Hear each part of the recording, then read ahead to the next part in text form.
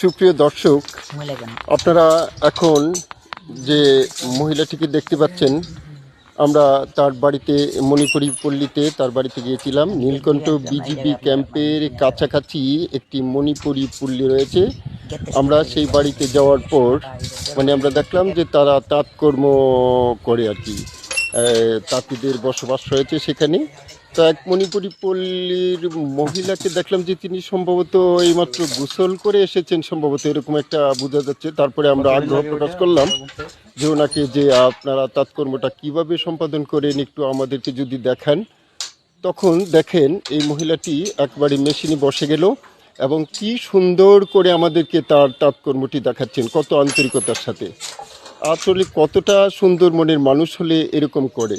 আর আমরা প্রাণ ভরে তার তাৎকর্ম দেখছিলাম। যদি ভিডিওটি ভালো লাগে অবশ্যই লাইক, কমেন্ট, শেয়ার করে সাপোর্ট করে আমার পাশে থাকবেন। আমি ভিডিওটি উপস্থাপন করার কারণ হলো মহিলাটির আন্তরিকতা দেখে আমরা মুগ্ধ।